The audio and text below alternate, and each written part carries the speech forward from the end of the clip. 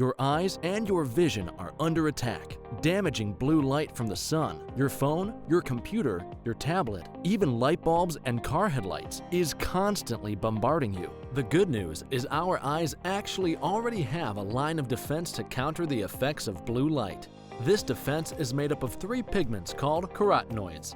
MacuHealth with MicroMicelle, the only supplement with the exclusive patent on all 3 macular carotenoids and MicroMicelle technology. The All Eyes Visual VRP is a portable vision testing platform that includes visual fields, acuity, color vision testing, pupillometry, and extraocular motility. The visual leverages virtual reality, artificial intelligence, and augmented technologies to enable eye care providers to test for and monitor common eye diseases. Visit alleyes.com for more information. With more screen usage and indoor time, myopia, also known as nearsightedness, is increasing and getting worse in children. Now, certified eye doctors can prescribe MySight One Day, the first and only FDA-approved soft contact lens to slow myopia progression in age-appropriate children. Visit CooperVision.com to find a Brilliant Futures certified eye doctor near you. Do your patients know what presbyopia is? There are people who are afraid of the press. Have you talked to your patients about multifocal contact lenses? I've heard the bifocal, but not multifocal. Not multifocal. Do you need help with your multifocal strategy? Learn more at the conclusion of this episode. Hello and welcome to the Open Your Eyes podcast. I'm Dr. Kerry Gill, the host of the documentary Open Your Eyes. Wow, today is our 100th episode. I want to thank our crew and people who have helped us along this journey. Wayne, Chris, Stephanie, Tara, Kiera, and Dylan. We want to especially thank our loyal listeners and sponsors. Without them, the Open Your Eyes podcast would not be possible. For our 100th episode, we want to bring to our viewers our 100 Again mission. During the filming of the documentary Open Your Eyes, we spent a lot of time in Costa Rica and helped restore the vision of centenarians through cataract surgery. We began developing a larger mission and a bigger team to go back in 2020 to help many more, but worldwide circumstances shut down our initiative. Part of our team was Dr. Jeffrey Levenson, who joins us today, about renewing our commitment to these amazing people.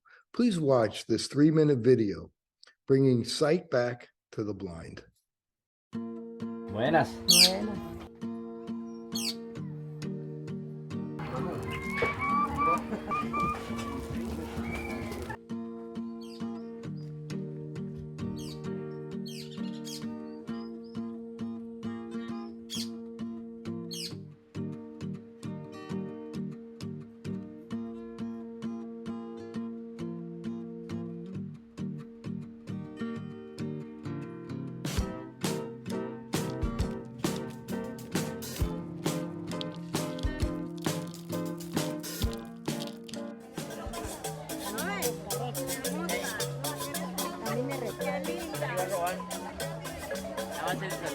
¿Cómo me le va?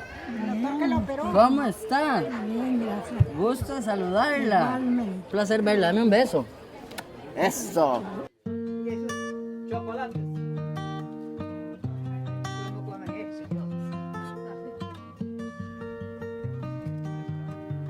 His eyes, at least from the outside, look pretty good. Era caro.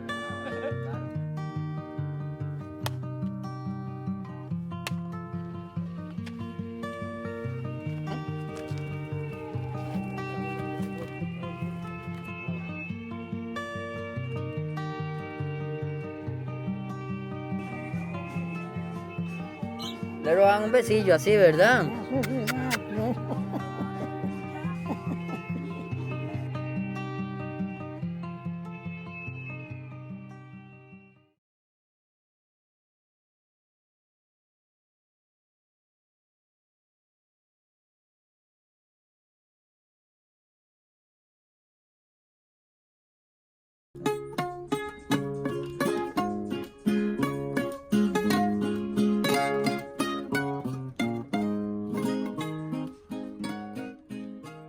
Working with them and getting into their houses and into their life and into their eyes to get a new life, a new experience of sensitive with their family, with the people, with the kids.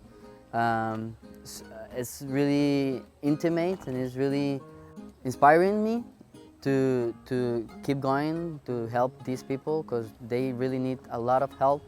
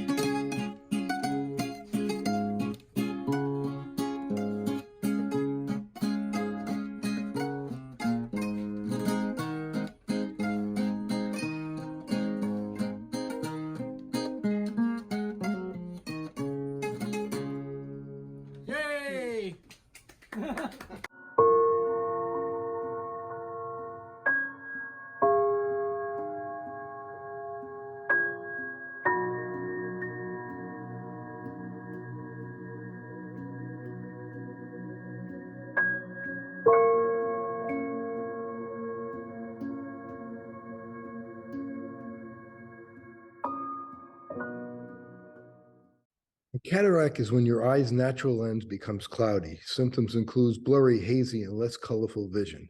Patients often state that they can't get their glasses clean. Cataracts is the leading cause of needless blindness worldwide, accounting for more than 50% of the world's 40 million blind. Luckily for most people who live in the United States, cataract surgery is easy to obtain, and few Americans become blind from cataracts. Unfortunately, this is not the case in many underserved areas throughout the globe. Today's guest, Jacksonville, Florida eye surgeon, Dr. Jeffrey Levenson, MD. Dr. Levenson has made it his mission to help cure needless blindness worldwide. Dr. Levenson is the founder of Jacksonville's Gift to Sight, a 30-year-old program that has assured that no one in North Florida is blind from cataracts. He's also the chief medical officer of See International, a Santa Barbara-based charity dedicated to the end of needless blindness around the world. Jeff has spent the last 10 years working around the globe teaching and performing a special type of cataract surgery that is less expensive, equally effective, and suitable to low-resource communities. Dr. Levenson recently teamed with YouTube sensation MrBeast to restore vision to 1,000 people in need. Welcome, Dr. Levenson. Wow, you're a true hero. Thanks, Gary. It's a pleasure to be here. You know, Jeff, you're really a true hero. You know, we grew up together. I remember you in grade school. We used to hang out together, and I always knew you were always the smartest kid in the class, and knew someday you were going to be a hero to people. How does it feel to be a humanitarian, to really help so many people in need? You know, on the one hand, I don't feel like I'm that big a deal, but on the other hand, I feel really grateful to have found a purpose to my life, to have found something that fills me up and gives me pleasure and makes me feel like I'm here for a reason. You know, when you're a kid, you don't really know why you're here. And I remember spending a lot of time when I was 15 years old thinking, what's life all about? What am I here for? And it's great to be at an age where I kind of know why I'm here and what I'm supposed to be doing. And all I have to do is get up every day and do this thing I was meant to do. And it fills me up and makes me feel complete. I'm grateful to be in this spot. So you're a cataract surgeon. You're an ophthalmologist. Explain to the audience what cataracts are. Yeah, so there's a lens inside the eye. We see through it. When we're a kid, that lens is crystal clear. As we get older, just naturally, the lens tends to get cloudy. That happens at an earlier age in the setting of malnourishment or infection or chronic inflammation. So in the United States, we typically see cataracts when people reach their 60s and 70s and 80s, although they can happen at any age. Overseas, we often see them when people are in their 40s and 50s. Basically, as the lens gets cloudy, we're looking through a dirtier and muddier and foggier lens, and the world gets dirtier and muddier and foggier. And the leading cause of blindness in the world is people with a cloudy lens. And to say that differently, the leading cause of blindness in the world is people who need a 10-minute surgery, because cataracts can be fixed readily and safely and pretty universally successfully. And the leading cause of blindness in the United States isn't cataracts, it's macular degeneration and diabetes. Right. So here in the United States, cataract surgery is pretty universally accessible. And let me clarify that. There are roughly 10% of all Americans who don't have access to health insurance. So every day I see somebody in my office who's blind or nearly completely blind. I had two people today who is less than 65 years old, so they don't qualify for Medicare, and in Florida didn't expand Medicaid, so 16% of Floridians have no access to healthcare. So there are people every day in the United States who need cataract surgery and can't afford it. And of course, as your vision starts to get worse, it's harder to work. People often lose work as they go blind, and then you're really in a mess. So there are people in the United States who are blind from cataracts, but they're not nearly as common. Most people in the United States have health insurance. Health insurance pays for cataract surgery, and most people get their cataracts fixed at an early stage before they get into trouble. Overseas, that's not the case. Roughly 2 billion people in the world live on less than $5 a day. Roughly 700 million people in the world live on less than $2 a day. And blindness is concentrated among the world's poor. Roughly 90% of all the blindness in the world is in people who make less than $5 a day. And what is the age that the average person gets cataracts in the US? And is it different in other parts of the country because maybe they're eating different, they have different nutrition? Yeah, so it depends on how you define a cataract. The lens inside the eye, I didn't mention this before, it's not just clear when you're a child, it's also flexible. So children can see at a distance and up close. You get to be around 40, maybe 45, the lens starts getting stiffer and less flexible. Not yet cloudy, but stiffer. We call that presbyopia. People start needing reading glasses around age 40 or 45. But it's a first sign of what we call lens dysfunction, the lens not working the way it worked when you were a kid. And then right around age 50 or 60 or 70, the lens starts getting yellower and thicker and denser. And that happens at varying ages in different people. I was 51 years old when I needed cataract surgery. And I'd never seen a doctor before, never had another illness. But it became apparent to me pretty quickly at around age 50 to 51 that I was getting more glare, more difficulty driving at night, more difficulty seeing print clearly. It was pretty apparent to me that something was happening, and I kept denying it. I kept thinking it can't be. I'm a cataract surgeon. How could this be happening to me? But it gave me a very clear understanding of how annoying and ultimately disabling cataracts can be. And at age 51, I had to have surgery to fix them. And what kind of symptoms did you have? For me, I remember the first thing that happened to me is I was driving home one day, and I thought, boy, the lights of the oncoming cars are really annoying. And that kind of shocked me because immediately I recognized that's the thing my patients say. Why am I saying that? And then a few weeks later, this is back when I still used to get the newspaper in print form. And I remember thinking, boy, they're not making the print as bright or as distinct in the newspaper anymore as they used to. And soon enough, I found I was like having more sensitivity to light, more glare and halos and starbursts when I drove at night. I was taking off my glasses and cleaning them over and over again, just the way you described it. I kept blinking and thinking, certainly if I blink one more time, things will be clear.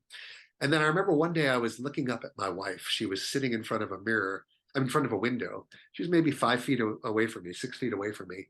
And I could see her silhouette, but I couldn't see her face. I couldn't tell it was her. And I thought, oh my gosh, I'm going blind from cataracts. So those are the sorts of symptoms that people often describe: difficulty driving, difficulty reading, difficulty following their golf ball, seeing the print in the newspaper. People always say, how will I know when I have a cataract? And the answer I give them is, you'll know. when it's time to fix it, I won't have to tell you it's time to fix it. You'll know it's time to fix it. 51 is pretty young to get cataracts. What typically would cause somebody 51 or 40 to get cataracts? There are risk factors. There are things that place people at risk. One of those is certain medicines, particularly steroid medicines. Another is injuries to the eye. People who work out of doors and don't protect their eyes are more prone to cataracts due to sun damage. But most cataracts just happen for none of those reasons. And mine happened for no recognizable reason. Generally speaking, the older you get, the more likely you are to have cataracts. And it's uncommon for people to get through life in the United States without needing cataract surgery. If you're lucky enough to live long enough, most people are going to need cataract surgery. Last year, roughly 4 million people in the United States alone had cataract surgery. So it's one of the most common accompaniments of age. and one of the most common of all surgeries. Fortunately, it's also one of the safest and most successful, perhaps the safest and most successful of all surgeries. And roughly 99% of people who have otherwise healthy eyes who get cataract surgery end up seeing beautifully afterwards. I mean, people that alcohol, smoking, that increases the risk of cataracts. I should have mentioned that many, I have this program called Gift of Sight where we do cataract surgery for free of people who can't afford it. And often people who can't afford it are people who have a history of chronic alcoholism or drug abuse or malnourishment. They're people who have other problems that are compounded by poor sight. There's some studies that show that lutein, zeaxanthin, and vitamin C can decrease your risk of getting cataracts.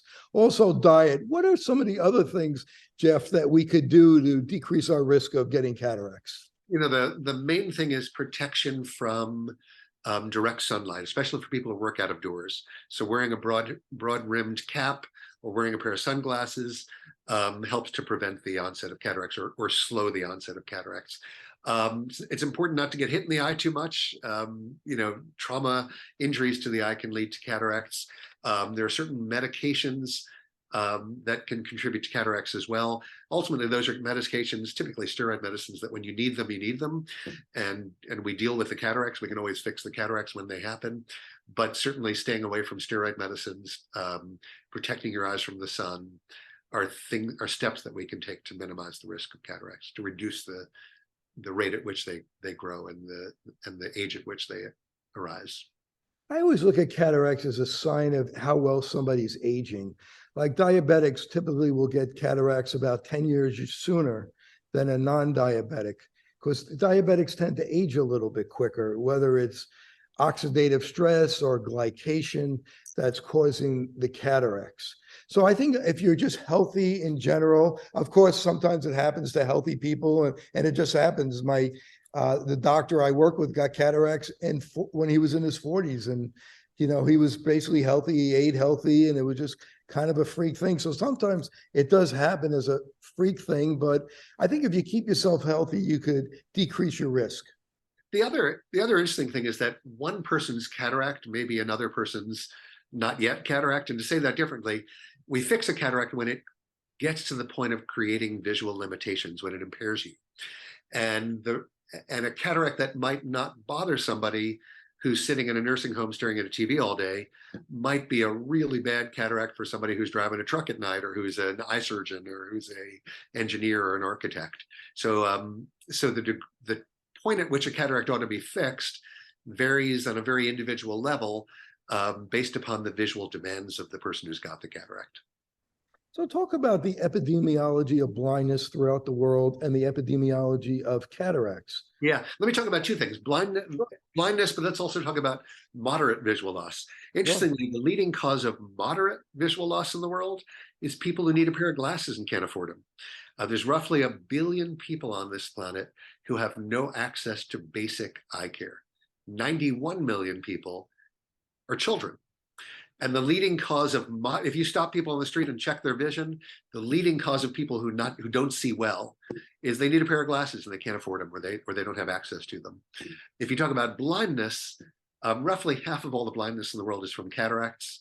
And then the other half is all those other things that we spend all our day on, that I spend all my day on here in the United States: cataracts, glaucoma, macular degeneration, corneal diseases, infectious diseases.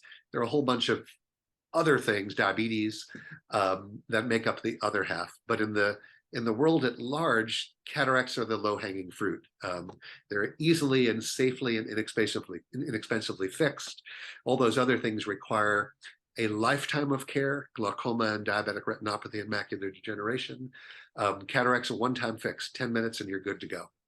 So when we look at how we might impact blindness in the world and visual loss in the world, the two easy steps are get people a pair of glasses and fix their cataracts when their cataracts get to the point of being disabling. And both of those things are amenable to one-time interventions that last for years. In the case of cataracts, last forever.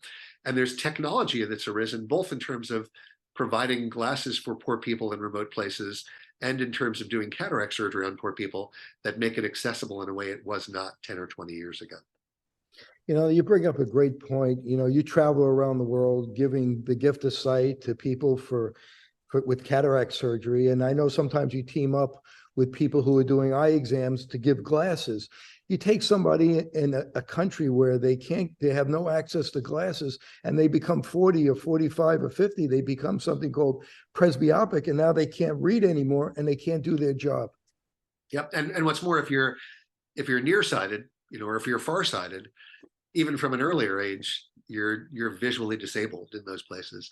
It's worth noting that the rate of nearsightedness is growing rapidly all around the world. It used to be that roughly 20% of human beings were nearsighted. Nearsighted means they can see up close without glasses, but they need glasses to see a distance. For reasons that aren't entirely clear, but that probably relate to urbanization and close work indoors and less exposure to sunlight, more and more people are becoming nearsighted. The rate of nearsightedness in the world is probably now around 25 to 28%, and it's likely to be 50% by the year 2050. There are countries in the world where 95% of 18-year-olds are nearsighted.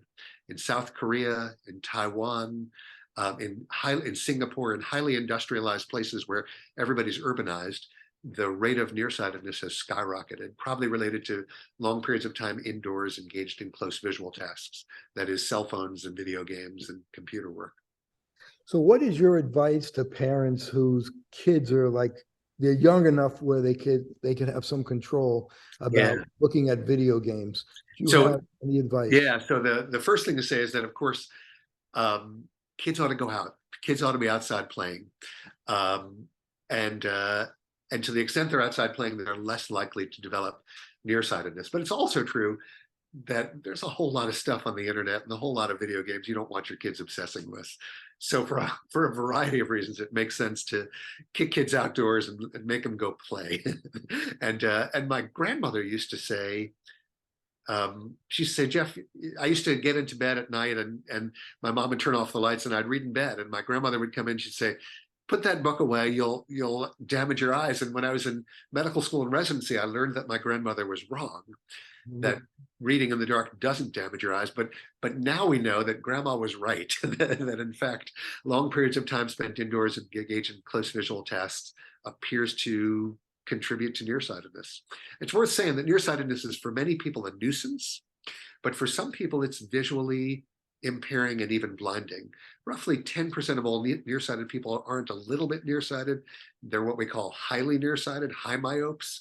And people who are highly nearsighted have a much higher risk of retinal detachment and macular degeneration and glaucoma and cataract and all those blinding diseases that with age cause visual loss.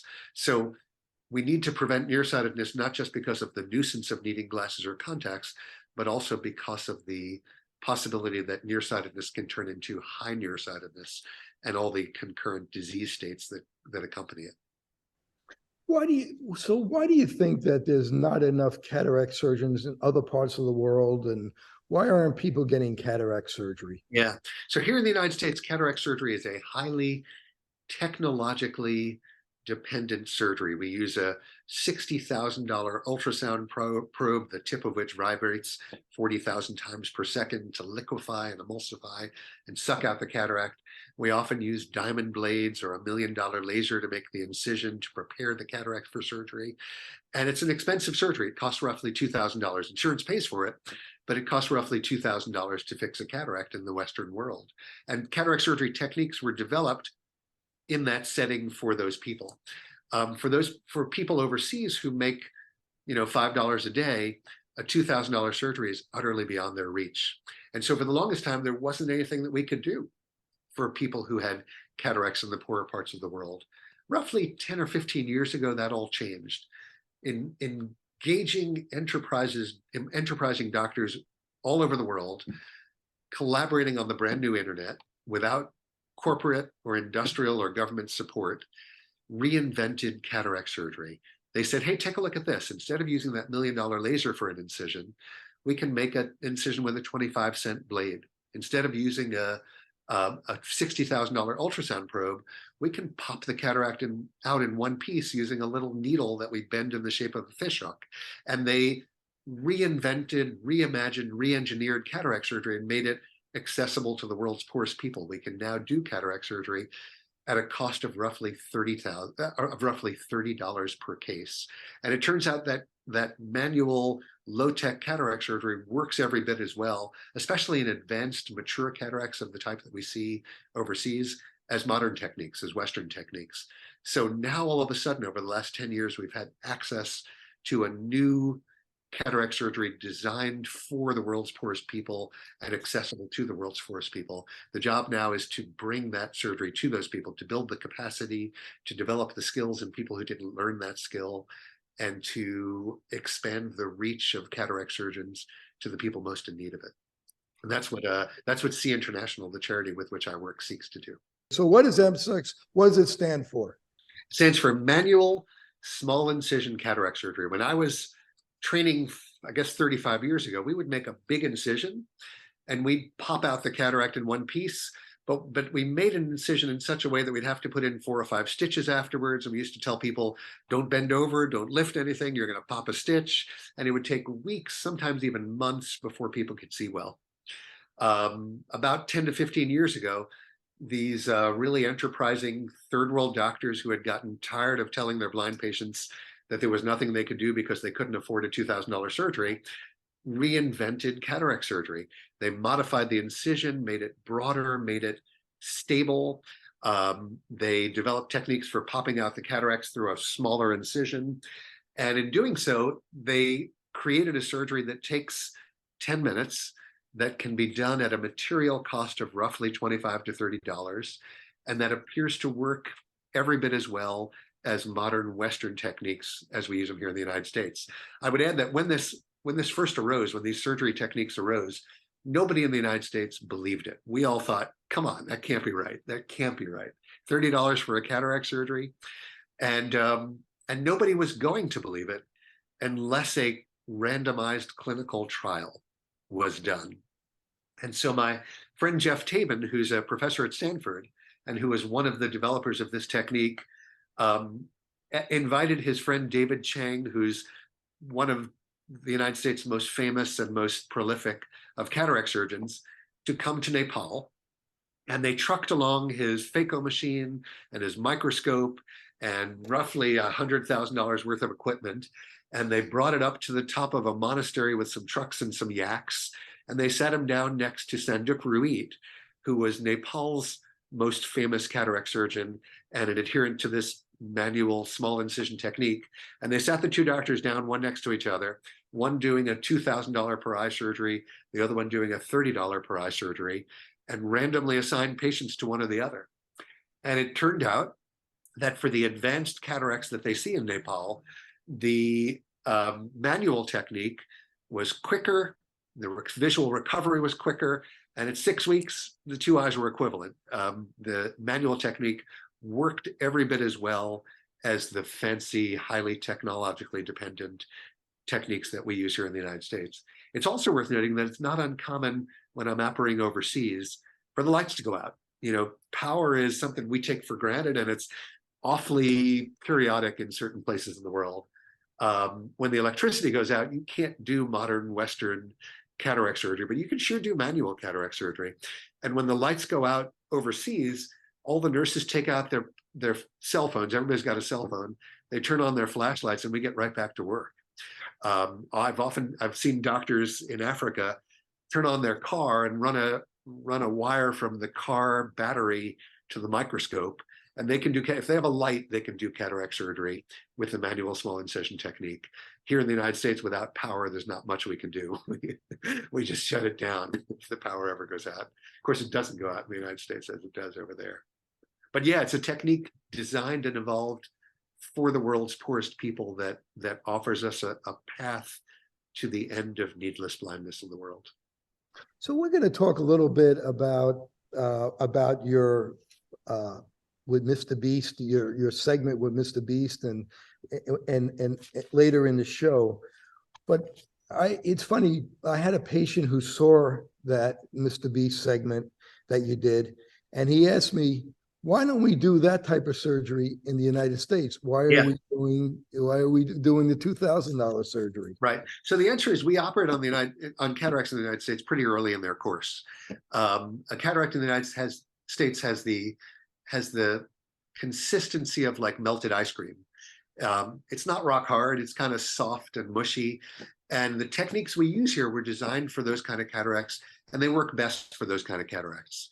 As you might imagine, though, if you have a rock hard cataract, one that's the consistency not of melted ice cream, but the consistency of a marble, it's really hard to emulsify.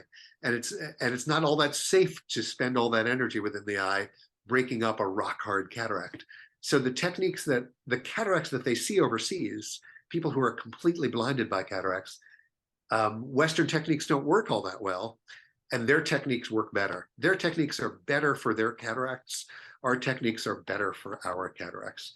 And it makes sense here to do ultrasound techniques that use a tiny incision. It's worth adding, and I didn't mention this before, there's a little bit less astigmatism induced with our techniques than with theirs. So if your goal is 20/20 vision, is perfect vision, our techniques are a little bit better. Over there, though, there's no 20/20. There's, can you see or not? Can you see to walk around? Can you see to take care of yourself? Can you see to feed your family? And if you're 20/40 after cataract surgery, having been blind the day before, that's a success. Over here, people have more expectations, and they're unhappy people who are 20/40 if they have a little astigmatism and need a pair of glasses after surgery. There's a different set of expectations, and therefore the two techniques diverge. Having said that, if I see a really advanced cataract here in the United States, I'll do an M6. It works great, and it's a better way to do an advanced cataract. And how about anesthesia? When does the anesthesia apply with M6 when you're in the third world? When I travel overseas, we don't bring an anesthesiologist with us, and people are wide awake. Their eyes are numb. We numb their eye either with drops or with an injection, but they're wide awake. And it's amazing. Nobody ever moves and nobody ever complains. You can hear them whispering prayers. You can hear them, talking to themselves, but there's never a complaint. Here in the United States, we have an anesthesiologist at our side. We give an IV, we give some sedation. We often give some pain medicine. People wiggle a little bit. If they feel anything, they let me know. They're sure to let me know. So again, there's a different set of expectations and a different goal. Over there, they know this is their one shot, and they know life is not free of pain. That there's supposed to be some pain in life, and so culturally they're accustomed to holding still when the doctor tells them to hold still. The United States, for reasons that aren't entirely clear to me, consumes, I think, 80% of all the pain medicines in the world. And we have this understanding that we should never have any pain. And so we use anesthesiologists. The anesthesiologists are careful to assure that the surgery is painless. Often we give people sedation that makes them half asleep during surgery. It's a different expectation, and it's cultural. It's outside of my realm of expertise, other than to say that over there people do great without it, and here they need it. When we were doing the movie and we were in Costa Rica and the surgeon was doing cataract surgery, the initial incision, the people were yelling and screaming that they felt. Oh, is that right? They did. So I don't know if something was missed or they weren't using enough anesthesia. So that's where that question is coming from. Yeah, I guess the other thing is that, so we'll usually use a peribulbar block. We'll give a shot to numb the eye, and it stings for 10 seconds, but then they're entirely numb. Now, when I go to the Philippines, I work with Filipino doctors who don't do that. They just use drops to numb the eye. And people feel it a little, but nobody seems to complain all that much. I think the doctors have different expectations, the patients as well. And part of my goal as a visiting doctor is to encourage pain-free surgery, but I also try to be sensitive to the culture at where I'm visiting. So talk about what it does to a person inside that's blind. What happens to their personality? What happens to their self-worth? Yeah, being blind means you can't contribute as you used to. You can't you become dependent. You can often become despairing and depressed and despondent. It's a rotten thing, especially unnecessarily blind. If you're blind because of a disease that can't be fixed, people get used to that. People adapt to amazing things. But if you're blind and you know there's a surgery that can be done to fix you and you can't afford it or you don't have access to it, that's a really embittering experience. And restoration of sight restores people's faith and their personality and their love for the world and their ability to enjoy and their ability to not be so dependent, to contribute, to become the person they were meant to be, to do the things they were put on earth to do. It's really restorative. It's really refreshing to watch. MacuHealth, your science-born and tested solutions for visual performance, macular degeneration, and dry eye syndrome. New products coming soon. Embrace the science. Rub your eyes often? Blurry or double vision driving at night? Red light, stop. You may have keratoconus, a progressive eye disease which can cause vision loss. Visit coulditbekc.com to take the quiz. If you rub your eyes and are experiencing changes to your vision, this may be a symptom of keratoconus, a progressive eye disease that may lead to significant vision loss. Early diagnosis is important, so don't ignore the simple act of rubbing your eyes. Please visit livingwithkc.com. The All Eyes Visual VRP is a portable vision testing platform that includes visual fields, acuity, color vision testing, pupillometry, and extraocular motility. The visual leverages virtual reality, artificial intelligence, and augmented technologies to enable eye care providers to test for and monitor common eye diseases. Visit alleyes.com for more information. We're back with Dr. Jeff Levenson, Chief Medical Officer of C International, founder of Jacksonville's Gift of Sight, and Medical Director of the Levenson Eye Associates. He's bringing the gift of sight to people throughout the world by doing cataract surgery for as low as $30. And he teamed up with MrBeast to give the gift of sight to 1,000 people. What a wonderful thing MrBeast did for people. Tell us that whole story. What was it like when he called you? How'd that happen? Yeah, so I should start by saying I've never heard of MrBeast. I didn't know who he was. So, and for those of you in the audience who don't know who he is to this day, he's YouTube's most subscribed, what do you call it, creator. He has 133 million subscribers to his YouTube channel. Having said that, my story was for 30 years I've been doing free cataract surgery on medically indigent patients here in Jacksonville who are blind and can't afford surgery through a charity called Vision is Priceless. And for 10 years, I've been traveling overseas, maybe more than 10 years now, doing free cataract surgery among the world's poorest people with an organization called C International. And 6 years ago, I did a TED Talk where I talked about the advent of this new form of cataract surgery that was accessible to the world's poorest people. And I talked about the prospect of ending needless blindness in the world, of ending half of all the blindness in the world. And the TED Talk was, to my mind, a beautiful talk. I loved that talk, but only 11,000 people in the world saw it over the course of 6 years that it's been on the internet. But it turned out that one of those people was this kid named Jimmy Donaldson, who goes by the name MrBeast and is a really influential YouTuber. And about 4 months ago, I got this phone call out of the blue. I'm in the middle of a busy day in clinic, and he says, "Hey, it's MrBeast." He said, "I've seen your video. I love what you do. I want to make a movie about it. I want to do free cataract surgery all around the world 3 weeks from now." And I'd never heard of him, and the whole thing sounded kind of great. He wanted to do it 3 weeks after the phone call. He said, "Let's get it done." And I almost hung up, and instead I didn't hang up. I said, "Let me call you back." And I went home and Googled him, and it turns out his YouTube properties are valued at roughly $1.5 billion. And he's got 130 million subscribers. And so I called him back, and I said, "Yeah, let's do this thing. Let's do this thing."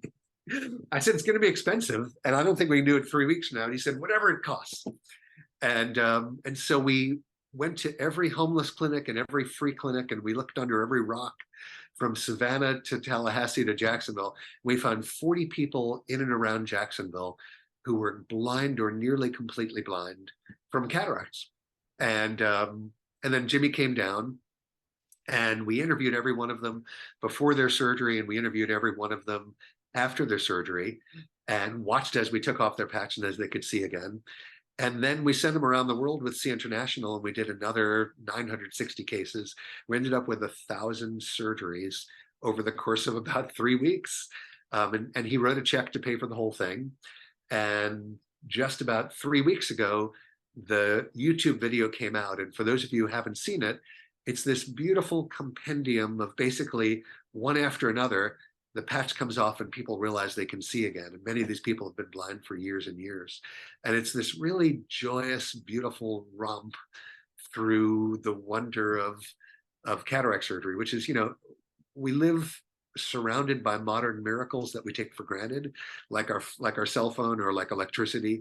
But one of the world's greatest inventions, one of the world's most extraordinary miracles is giving sight to the blind. You know, it's a biblical thing when you take somebody who can see and who can't see, who's been blind for years, and 10 minutes later they can see again. So it's a really joyous video. And as of today, I think it had 115 million views all around the world. And it's been covered in over 60 different periodicals, and everyone in the world all of a sudden is talking about needless blindness. And I always imagined that the day would come that we would rise as a people, as a civilization, in moral indignation and decide to end needless blindness. And I've been screaming it from the rooftops for 15 years, but it never occurred to me that that message would come in the form of a 24-year-old kid named MrBeast. But in fact, that's just what happened. The whole world had to sit up and pay attention because MrBeast called attention to this problem and its solution. So I was lucky enough to be the beneficiary of his curiosity and lucky enough that he happened to see my TED talk that very few people saw. And I'm hopeful that it can drive the conversation forward and that we can come to a day where we don't tolerate people who are blind for no good reason any longer. How did you navigate doing, surgery, which is something that's, very skilled, something that's very important, and that you have to be very careful with a bunch of 20-year-olds running around, goofing off and trying to have fun during surgery? It was all those things. So it was, when he came with a staff of 30. So there were lights and cameras and sound and comedians and actors. There was a crew of 30 people who took over our operating room. And so it was a 3-ring circus. At one point, on the one hand, it's a serious surgery and people's lives depend upon the successful completion of this delicate surgery. On the other hand, it was a Hollywood set with all of the accoutrements of a Hollywood set. And on the third hand, it was a bunch of 20-year-olds who were making their next viral video and having fun doing it. And we had these constant negotiations between these 3 important prerogatives, all of which were important to the production of the product. And we all compromised a little, and it worked beautifully. One thing that happened was I got a call at like 8 p.m. the night before the surgery, and it was the producer, and she said, "Hey, Jimmy doesn't like to wake up early. So would you mind if we start at 11 a.m. instead of 8 a.m.? And I usually start at 7. I'd compromised on 8. And I said, no, that's not okay. These people are going to be waiting for their surgery. They're going to be expecting their surgery. Get them out of bed." So we did start at 7:30. But there were other ways in which we did compromise. We had people in the OR watching the surgery, commenting upon the surgery, filming the surgery, with the closest attention to the safety of the patients and the safety of the surgery. And we ended up with a product that 110 million people around the world loved, but that also provided safe, effective surgery to 40 individuals who joyously experienced having their sight restored and the world getting to see what they looked like the moment their sight was restored. And where did you find these 40 patients to start off with? I mean, it was 1,000 altogether. How many surgeons were there besides you? And what technique did you use? Did you use M6 or did you use the regular technique, phaco? So I was the only surgeon and took all day to do these surgeries. And the surgeries only take 10 minutes. So I'd do 30 every day, and I'm done by 2:30. But how about the 1,000? I thought there was... the 1,000. So the ones here in the United States were done with the manual. I mean, with the phaco technique, the Western technique, and we did that because that's what the staff in the OR knows. We have the equipment, and we might as well avail ourselves of it. So all of these surgeries, many of which would have been appropriately done with the manual low-tech technique, we all did with the advanced Western techniques. Overseas, we did them all manually. They're all manual extra cap techniques. And those surgeries were done by other volunteer doctors and host doctors overseas. How many were there altogether? How many doctors did the 1,000 surgeries altogether? So there were 5 trips.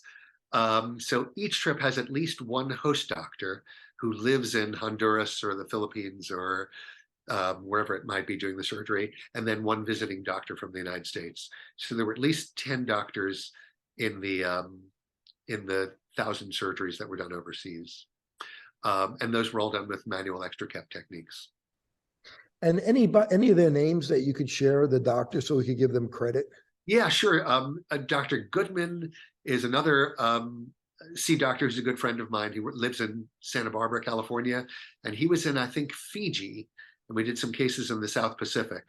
And I'm trying to remember who was in Honduras. Oh, in Namibia, Dr. Helena Ndume did many of the surgeries. She's a long friend of C International. In fact, it's worth noting, she has single-handedly ended needless blindness in the country of Namibia. She's personally done over 35,000 surgeries.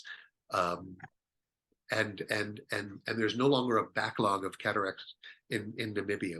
We've more or less ended needless blindness in an entire country through her extraordinary work. So those are 2 of the doctors who collaborated on the overseas portion.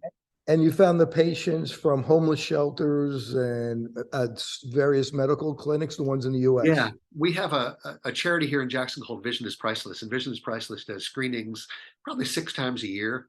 And they send me cataract patients, but usually I don't save them up. I just do them when they come in. So at the time MrBeast called, I didn't have anybody on a list. I didn't have anybody, and I thought, I can't find 40 people or in 3 weeks. But sure enough, you put out the word that there's free cataract surgery for blind people, and they came. We built it and they came. So it surprised me. So tell us some of the inside and outside stories of working with MrBeast. Yeah. So one of the things that really surprised me was how genuinely kind he was. He called and said, let's do surgery for 1,000 people. And I said, great. And we did that. But there were all these other things that happened around the time of the filming that were unnecessary to the surgery and unnecessary to the video, but were extraordinary evidence of his kindness. I'll give you a couple of stories. One story was that there was one woman who I met and did surgery on before he had arrived. He had never met her. And she had talked about how she was an African immigrant. She'd been in the United States for 5 years. She was doing great. She was working. She was employed. And then she got blind. Little by little, she lost her vision. As she lost her vision, she lost her job. And then she ended up unable to pay her rent and living on a friend's couch. And she told this story, and it was just this heartbreaking story. And we did her surgery. And MrBeast saw the video of it the next day. And he said, bring her back. Next time I'm there, bring her back. He said, I want to meet her. And I thought, he's going to give her $10,000, because for those of you who are familiar with MrBeast, he'll often drop $10,000 on somebody just for the heck of it. And I called her up. I said, come on in. He wants to see you. And it turned out that she couldn't get a ride and she couldn't make it in, and she missed her chance. And I thought, that's a shame, because he was probably going to give her 10,000 bucks. And 3 weeks later at 9 p.m. at night, my phone rang, and it was this woman. And she said, you'll never guess what I just got. I got this box, and in this box, there's $10,000 worth of gift cards. She said they called me and they tried to wire the money to my bank, but I don't have a bank account and I couldn't do that. And she said they wanted to send me a $10,000 check, but I can't cash a $10. Nobody's going to take a $10,000 check for me. So they sent me a box full of gift cards. And what struck me was that all this happened without the cameras. This wasn't going to make it to the video. This wasn't going to be part of the story. It was just him being kind. And there was another extraordinary event. In the weeks before MrBeast came, one of the husbands of one of our nurses was in a terrible motorcycle accident and ended up paralyzed.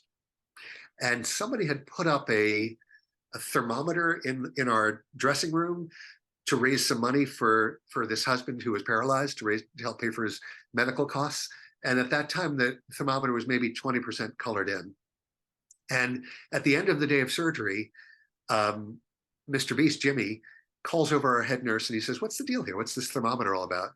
And she says, "Oh, one of our staff's husbands was just paralyzed in a motorcycle accident." And he takes out this pen and he colors in the thermostat all the way to the top and writes a check. This also wasn't on the video.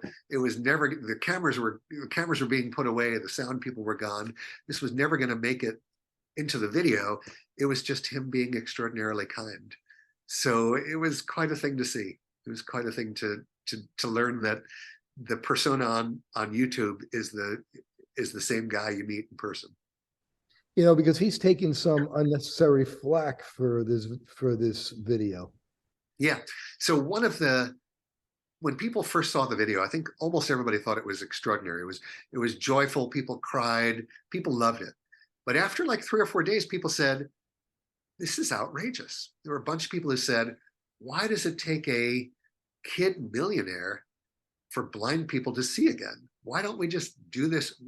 What kind of a system do we live in where these people are blind until some millionaire decides to grant them the right to see?" And I think, and that criticism fell upon MrBeast's shoulders, but really it was a criticism, and I think a valid criticism, of our society. He was just doing a nice thing to help people, but what it called to attention of people was that we live in an unfair world where people who can't afford surgery are blind. It's especially true overseas, but it's true in the United States to some extent as well. The argument the other side of the coin is, what if he had called me and what if he'd said, "Jeff, let's do 1,000 free surgeries on blind people, but let's do this. Let's not make a video. Let's not tell anybody." Had we done that, there'd be 1,000 fewer blind people in the world today, but there wouldn't be 100 million people talking about it. And there wouldn't be this discussion about what we might do to end needless blindness for the 20 million people who are still blind. It would have been, without the video, without him using his celebrity, it would have been a drop in the bucket, wouldn't have had any impact on the 20 million people who were completely blind. With his impact, with 100 million people talking about it, there's the potential to bring this fight to a wider audience, to raise money, to address this problem in ways we couldn't before. So, if he made a little money in the process, if his video made a little money, I'm okay with that. I think that's perfectly okay. He made the world a better place, and he brought a problem to the attention of people who can make a difference in solving it. In different parts of the world, people are afraid to get cataract surgery.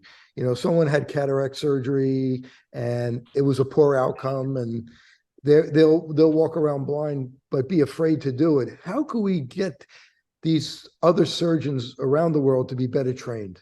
I think that's already changing. I think for the longest time there was this reputation of cataract surgery as a not all that safe and not all that effective surgery. Over the last 15, 20 years, that's all changed. Helena Ndume is a friend of mine in Namibia.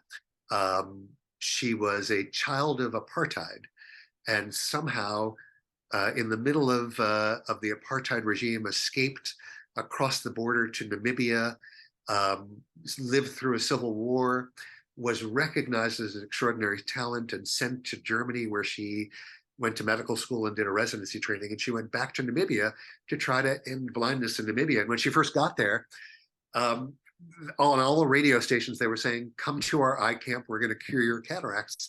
And she said the first year, like 50 people showed up. Nobody showed up because cataract surgery, traditional cataract surgery, had a terrible reputation. But she said those 50 people went home, and the next time and 6 months later, when she did another eye camp, they didn't have enough seats. There weren't enough place to put people. There were 1,000 people who lined up. every person who has a successful surgery tells everyone they know. Every person who has an unsuccessful surgery tells everyone they know as well.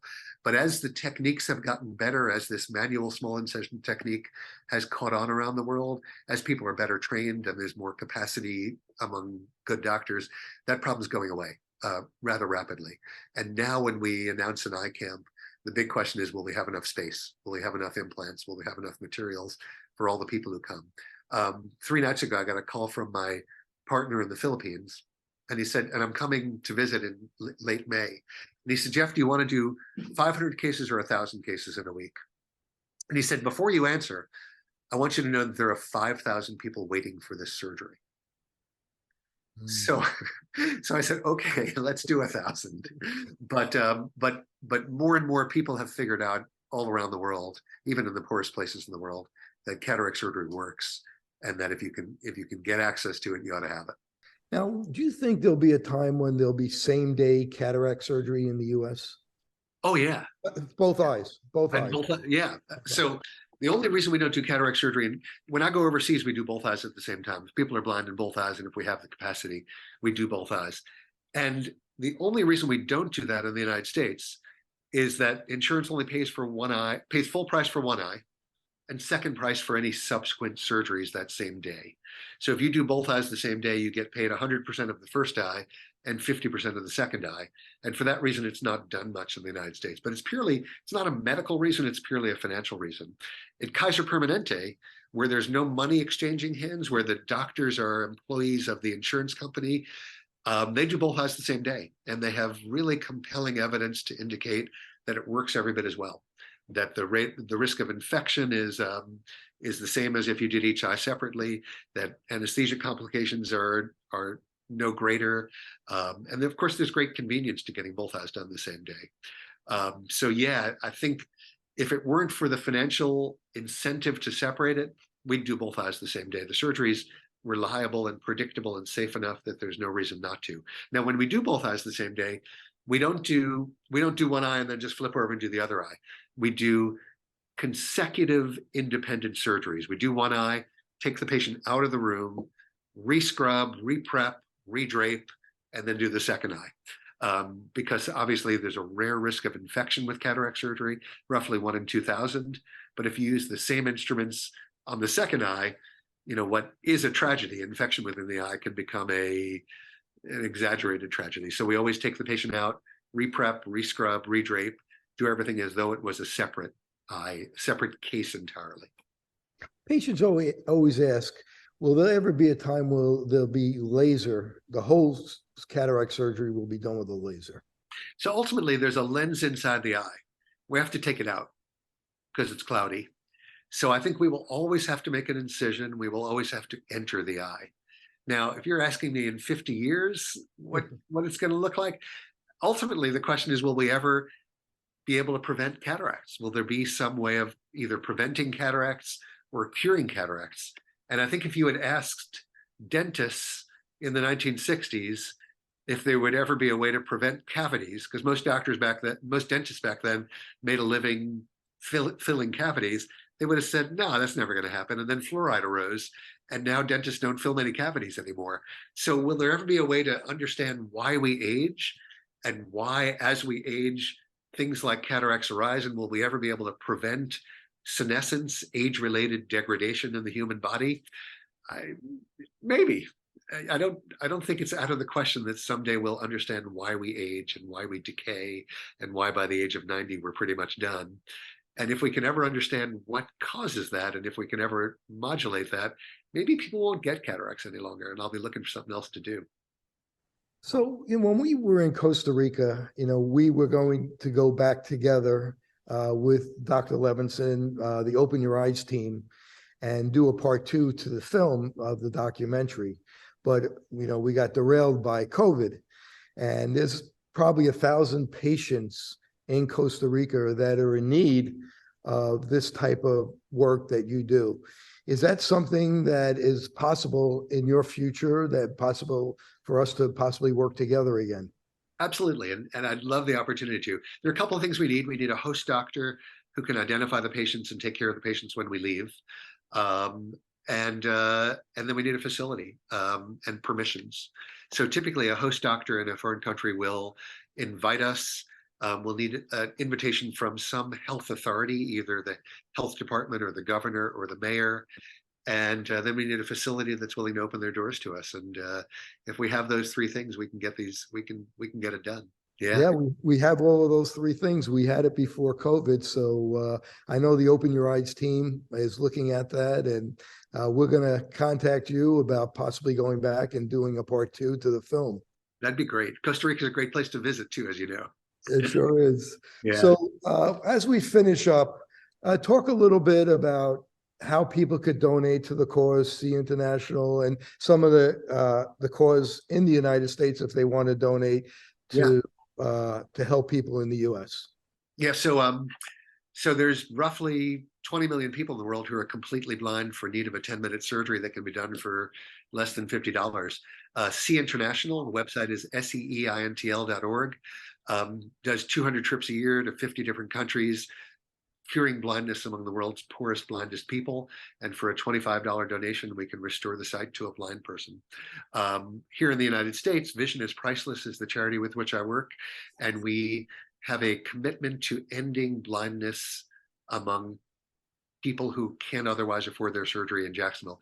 No one in the United States should be blind for need of a cataract surgery. It's just stupid. And here in the United States, Vision is Priceless. The website's visionispriceless.org assures that in and around where I live, nobody's blind because they can't afford a cataract surgery. Everybody who needs it can get it. So gifts to Vision is Priceless or See International would be greatly appreciated, and the gift would be highly leveraged because you can restore a person to fullness, getting them back to work, making them less dependent, restoring their ability to do what they do to make the world a better place and help their family and community. And since the MrBeast video, there's been a lot more donations. We had 100,000 hits to the See International website in the days right after the video came, and many of those gave money. So we have an opportunity to really make an impact, to really make the world a better place with these gifts. I want to thank Dr. Jeff Levenson for joining me today, Chief Medical Officer of See International, humanitarian, Medical Director of the Levenson Eye Associates. If people want to find out more about you, how could they do that?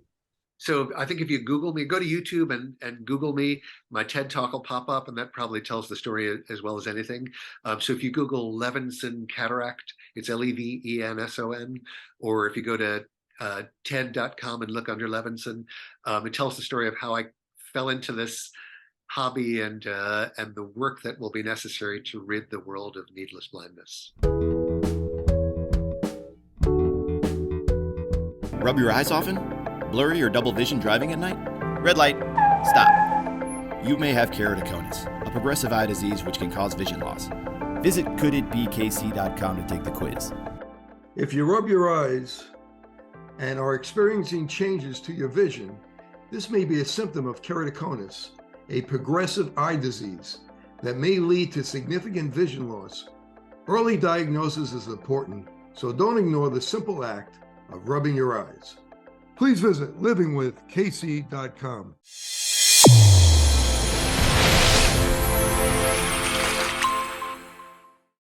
Your eyes and your vision are under attack. Damaging blue light from the sun, your phone, your computer, your tablet, even light bulbs and car headlights is constantly bombarding you. The good news is our eyes actually already have a line of defense to counter the effects of blue light.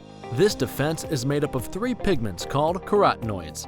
MacuHealth with MicroMicelle, the only supplement with the exclusive patent on all 3 macular carotenoids and MicroMicelle technology. The All Eyes Visual VRP is a portable vision testing platform that includes visual fields, acuity, color vision testing, pupillometry, and extraocular motility. The visual leverages virtual reality, artificial intelligence, and augmented technologies to enable eye care providers to test for and monitor common eye diseases. Visit alleyes.com for more information. Fitting multifocal contact lenses presents a big opportunity to meet patient needs while growing your practice. Alcon is your partner not only with our innovative portfolio, but through e-learning. Learn to enhance your multifocal strategy today with the Alcon Experience Academy. OIE Broadcasting is the emerging leader in social media. We use scientific entertainment to drive more patients into your office. Visit oiebroadcasting.com and sign up today. Since I bought Safe For You, my dad makes me clean his boat. Es natural y es un buen producto. Every time I go back to school, my mom always makes sure that I have my Safe For You products. I bring extra, and my roommates certainly don't mind. It's a good thing I had Safe For You to clean up after this little guy. When my hands get dry, I like to wash them with Safe For You.